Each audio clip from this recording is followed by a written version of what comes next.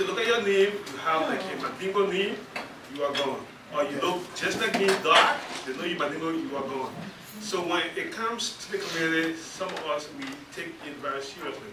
So when we look for people who intend to lead us, we want to actually put them under the microscope because we want the best leaders from among us to lead us. My question is about conflicts. How will you handle competing conflicts from members within our community?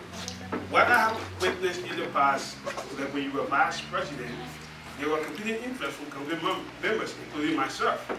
For example, when we asked for greater community participation, like where you could have given more power to local community as opposed to having like a central command that would just solve all of MMA's problem.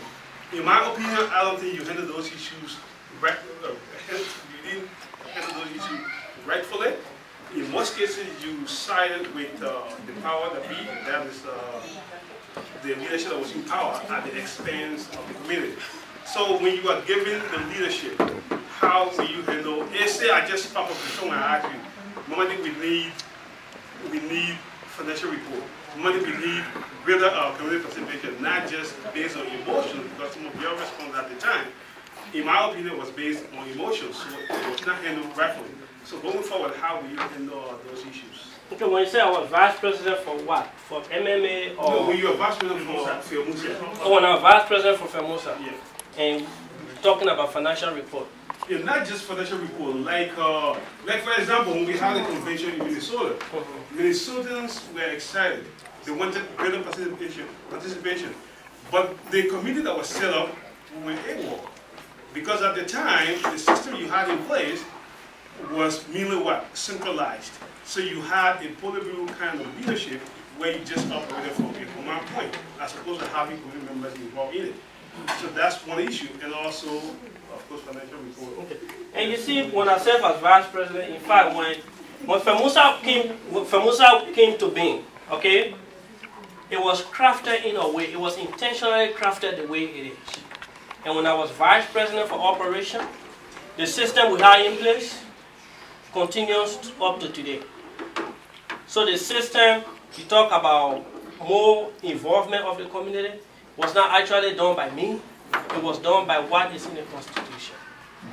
Now, besides that, when you talk about financial report, if you ask those who were on the board of directors, I was the only one who agreed to go before the board and talk to them about finances as it relates to FELMAUSA.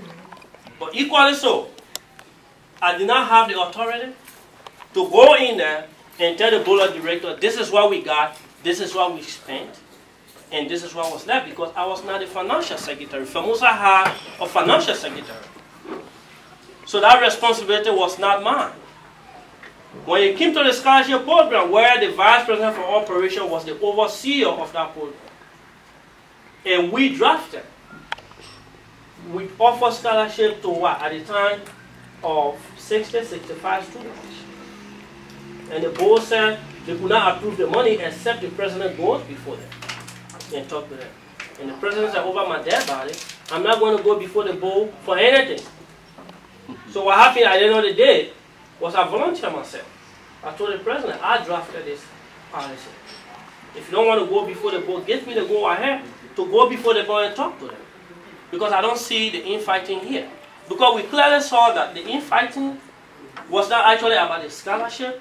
The infighting had more to do with ego than it had anything to do with the scholarship.